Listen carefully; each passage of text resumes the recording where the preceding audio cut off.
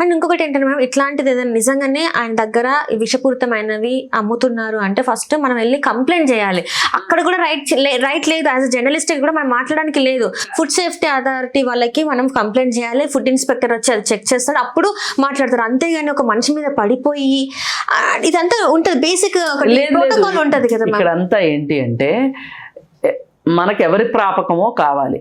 అందుకే ఈ మధ్య రామచంద్రరావు గారు, బీజేపీ రామచంద్రరావు గారు ఒక 3 మహిళా మనుల గురించి ఒక స్టేట్మెంట్ ఇచ్చారు. ఈ 3కి మా బీజేపీ పార్టీకి సంబంధం లేదు అని చెప్పి. ఎవరెవరంటే శంకర మౌనిక అని, ఆమె పెద్ద లాయరు, కానీ ఆమె నోట్లోంచి వచ్చే ప్రతి మాట నేను చట్టానికి ప్రతినిధి లాయర్ అంటే, కానీ చట్ట వ్యతిరేకంగా మాట్లాడుతుంది ఆవిడ ఒకటి. కమ్యూనిస్టులు ఇష్టం వచ్చే ఇష్టారీతిని తిడుతుంటుంది. అలాగే చరిత్రని వక్రీకరణ చేసేలాగా మాట్లాడుతుంది. సరే ఆమె. అలాగే ఇంకొక ఆమె ఉంది, మాధవీలత అని సినిమా యాక్టర్. ఆవిడ ఏదైనా సరే తర్కంతో మాట్లాడే వాళ్ళని మీమ్స్ తోటి వీడియోలు చేసి నానా హడావుడి చేసేస్తుంటుంది ఆవిడ. ఇక ఆ తర్వాత ఇంకొక ఆమె హిందూ మతం అని ఈ మతాన్ని అడ్డం పెట్టుకుని కరాటే కళ్యాణి. ఈ 3తోటి మా బీజేపీ పార్టీకి సంబంధం లేదు, వాళ్ళ భావజాలానికి వాళ్ళు మాట్లాడే మాటలకి మా పార్టీకి సంబంధం లేదని స్టేట్మెంట్ ఇచ్చారు. ఇప్పుడు ఈ ఎవరైనా ఎక్కువ బూడిద పూసుకుందామని ఎవరైతే అనుకుంటున్నారో ఈ జర్నలిస్టుల్లో కూడా ఇట్లాంటి వాళ్ళ గురించి కూడా బీజేపీ పార్టీ ఇవాళ దేశవ్యాప్తంగా వచ్చిన వ్యతిరేకత, ఇది ఈ బన్ మస్కా అనేది ఉందో చూసారా, ఇది ఓన్లీ తెలుగు మీడియా మాట్లాడుకోవట్లా, నేషనల్ మీడియా కూడా మాట్లాడుతుంది. ఈ దేశంలో మైనారిటీలకి ఇంత వివక్ష అని నేషనల్ మీడియా కూడా మాట్లాడుకుంటుంది. వీళ్ళేదో అతి తెలివితో చేసిన ఒక ప్రయోగము ఎంత వికటించిందంటే అంత వికటించింది. మొన్న ఈ మధ్య కూడా బాలాపూర్లో ఇలాగే బన్నులు అమ్ముతుంటే వాళ్ళంట అవేవో కలిపి అమ్ముతున్నారంట, హిందువులకు మాత్రమే అమ్ముతున్నారంట. అందుకని అక్కడ ఒక ఆమె యాస్పిరెంట్ ఒక ఆమె ఉంది, ఏది బీజేపీ తరఫున పోటీ చేయాలనుకునే ఆవిడ ఏం చెప్తుంది మరి అంట, వీళ్ళు హిందువులకి ఎక్కువ మంది పిల్లలు వచ్చేస్తున్నారని చెప్పి వీళ్ళ ఫెర్టిలిటీ మీద దెబ్బ తగిలే విధంగా మందులు వాడుతున్నారంట.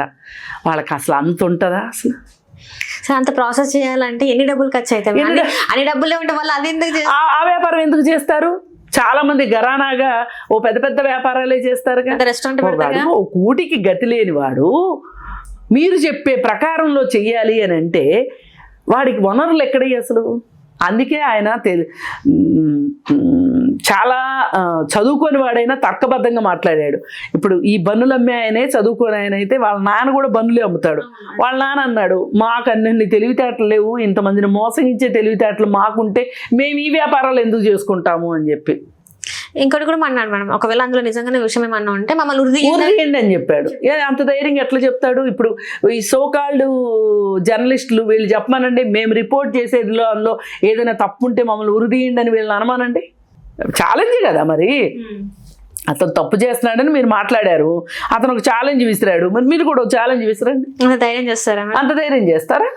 ఇట్లాంటి వాళ్ళ మీద ఎట్లాంటి యాక్షన్ తీసుకుంటే మంచిది అంటారు మేడం? అసలు ఎలా అంటే ప్రతి దగ్గరికి మైక్ పెట్టడం, మాట్లాడడం, మైక్ పెట్టి అసలు వాళ్ళ ఒకవేళ ముస్లిం పేరైతే ఇంకా వాళ్ళనైతే ఇంకా వాళ్ళ నిద్రపోనీయకుండా చేస్తారు.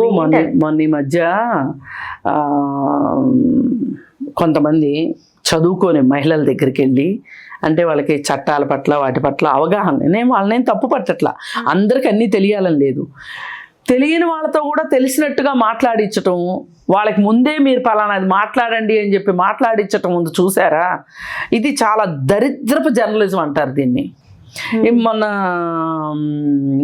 ఇప్పుడు మనకు చట్టబద్ధమైన వ్యవస్థలు ఉన్నాయి, చట్టబద్ధమైన వ్యవస్థల్ని చట్టబద్ధంగా పనిచేసుకొనివ్వాలి. పోలీస్ వ్యవస్థ ఉంది, ఇందాక పోలీసు వచ్చాడు, వస్తే పోలీసును కూడా వీళ్ళు ఎట్లా పడితే అట్లా మాట్లాడారు, అది కుదరదు. అలాగే మహిళా కమిషన్ ఉంది, మహిళా కమిషన్ గురించి ఒక ఆమె అవాకులు చవాకులు బేలుతుంది. ఏం మహిళా కమిషన్ ఇది? శివాజీని పిలుస్తారా మహిళా కమిషన్కి అని మాట్లాడుతుంది. అసలు మహిళా కమిషన్ శివాజీని ఎందుకు పిలిచిందో నీకు తెలుసా? అసలు మహిళా కమిషన్ అంటే ఏంటి, ఏం చేస్తుంది, అందులో ఉన్నవాళ్ళు ఏమేం పనులు చేస్తారు, దాని పరిధి ఏంటి, దాని పద్ధతి ఏంటి నీకు తెలుసా? మీకు తెలిసింది ఇంతంత గొంతులు వేసుకుని మాట్లాడటము, వీళ్ళకి తెలిసింది అట్లాంటి గొంతులు ఉన్న వాళ్ళతోటి మాట్లాడించి ఒక వైరల్ కంటెంట్ చేసి చూసే వాళ్ళని పెంచుకోవడం మీకు తెలిసింది. ఇదా ఇవాళ నడుస్తున్న జర్నలిజం? మనం అనొద్దు, కొంతమంది దురదృష్టకరంగా కొంతమంది ఇదే జర్నలిజం అని చెప్పి పాపులర్ అయిపోదాం, ఈ దెబ్బకి సెటిల్ అయిపోదాం లైఫ్లో అన్నట్లు, సెట్ అయిపోవాలన్నట్లు చేస్తున్నారు. ఇట్లాంటి వాటిని క్షమించకూడదు. అతను నిజంగా మీరు అన్నట్లు అతను ఏదైనా మనస్తాపానికి చెంది రేపటి నుంచి నేను అసలు ఈ బిజినెస్ చేయను అని ఇంట్లో కూర్చుంటే ఆ కుటుంబాన్ని ఎవరు పోషిస్తారు చెప్పండి? ఎవరు పోషిస్తారు? ఇప్పుడు దీనికి ఒక కొత్త పేరు పెట్టారు, బన్ జిహాద్ అని పెట్టారు. లవ్ జిహాద్ అయిపోయింది, ఇంకో జిహాద్ అయిపోయింది, ఇప్పుడు బన్ జిహాద్ దగ్గరికి దిగిపోయారు వీళ్ళు. ఏం చేయాలి వీళ్ళని అసలు? వీళ్ళకి బుర్రలు అరికాల్లో కూడా లేవేమో. అదే సూపర్ మార్కెట్ లో చేస్తారు, అదే రెస్టారెంట్ లో అసలు బేరాలు చేయరు కదా. అక్కడ పెద్ద పెద్ద రెస్టారెంట్స్ ఉన్నాయి, పెద్ద ఇప్పుడు ఉన్నాయి చాలావి. అసలు ఇక్కడ దాకెందుకు? నిన్న ఒక న్యూస్ ఐటమ్ వచ్చింది, ఏంటి పిజ్జా హట్లు ఉన్నాయి కదా, వాటిలో అసలు నాణ్యతా ప్రమాణాలు పాటించట్లేదని చెప్పి. మరి అక్కడికి వెళ్ళండి మీరు, ఆర్డర్లు పెట్టుకుని మరి తింటారు కదా. ఇప్పుడు మన ఇంటికి వచ్చేది ఆర్డర్లో వచ్చేది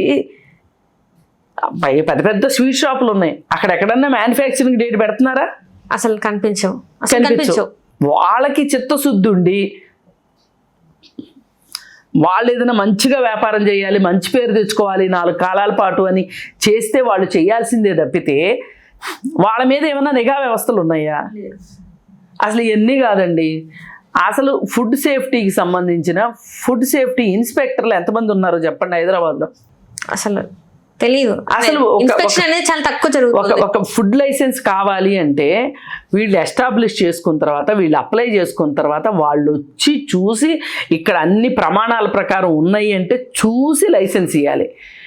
నిజంగా అలాగే కనుక జరిగితే కనుక ఒక రోజులో ఎన్ని లైసెన్స్లు ఇవ్వగలుగుతారు వాళ్ళు? ఆన్లైన్లో అప్లై చేసుకుంటున్నారు, ఆన్లైన్లో వచ్చేస్తున్నాయి. వాళ్ళు వచ్చి తనిఖీ చేసింది ఎక్కడ? అన్లెస్ అంటిల్ ఎవరున్నా కస్టమరు వాడు బిల్లుకి వేశాడనే కోపంతో ఏదైనా కంప్లైంట్ చేస్తే ఆ కంప్లైంట్ పుచ్చుకుని వస్తారు తప్పితే వాళ్ళు వాళ్ళ డ్యూటీలో భాగంగా వాళ్ళు ఎప్పుడూ రారు. అసలు ఎవరికి లైసెన్స్ ఇచ్చామో వాళ్ళకే గుర్తుండదు. మనిషిని చూస్తే కదా ఆన్లైన్లో అప్లై చేస్తారు, ఆన్లైన్లో ఇచ్చేస్తున్నారు. మరి ఇన్ని జరుగుతూ ఉంటే రోడ్డు పక్కన సైకిల్ మీద అమ్ముకునేవాడి గురించి, పైగా కొంతమంది యాపిల్స్ మీద వాళ్ళు మోస్తారు అనే ఒక ప్రచారం సాగించారు కొన్ని రోజుల పాటు. అసలు మనకు ఒకటి అర్థం కావాల్సింది ఏంటంటే, ఇవాళ మీరు ఈ భారతదేశంలో ఒక ముస్లిం మైనారిటీల మీద మీరు చూపించిన వివక్ష ఏదైతే ఉందో, ఇవాళ బంగ్లాదేశ్లో హిందువుల్ని చంపేస్తున్నారు అంటే మీరే కారణం అసలు అని అడిగితే. మీరు మాట్లాడే హేట్ స్పీచెస్, మీ స్పీచెస్ వల్లనే అక్కడ వాళ్ళు అలా చేస్తారు, హిందూస్కి నష్టం జరుగుతుంది. ఇక్కడ ఒక్క చోట ఏంటి, ఇప్పుడు మన భారతదేశంలో హిందూస్ ఎన్ని దేశాల్లో లేరు? ముస్లిం దేశాల్లో చాలా దేశాలలో ఉన్నారు. అసలు ఎన్ని క్రిస్టియన్ దేశాలే కదా. ఉంటే ముస్లిం దేశాలు, లేదంటే క్రిస్టియన్ దేశాలు కదా. మరి అలాంటప్పుడు మీరు క్రిస్టియన్స్ మీద కక్ష కట్టారనుకోండి, వేరే క్రిస్టియన్ దేశాల్లో బతుకుతున్న భారతీయుల మీద వాళ్ళు ఎంత కక్ష చూపిస్తారు? అంటే చాలా మంది, కొంతమంది గురువులు అని చెప్పేసి వాళ్ళు కూడా అన్య మతస్థుల దగ్గరికి వెళ్ళి ఇలా అను, అలా అను, ఇలా చేయి, అలా చేయి అని చెప్పి చాలా మీరు వీడియోస్ చూసే ఉంటారు. ఏం చేసినా ఇది తప్పు, ఇట్లా చేయకూడదు, మీరు మస్కా రాజకీయాలు మానేయండి, మస్కా జర్నలిజాన్ని పక్కన పెట్టండి. పెట్టకపోతే ఇవాళ క్షణాల్లో వీడియోలు వైరల్ అవుతున్నాయి. అందుకోసం ఏంటి అంటే, ఎవ్వరు ఏం చేసినా, మీరు పాతాళంలో కూర్చున్నా, ఆకాశంలో కూర్చున్నా, ఇవాళ మీడియా పనిచేస్తుంది, మీరు ఎక్స్పోజ్ అవుతారు. అందుకని అట్లాంటి వాడి జోలికి వెళ్ళకోకుండా మంచిగా ఉండమని చెప్పటం తప్పితే ఇంకొకలే.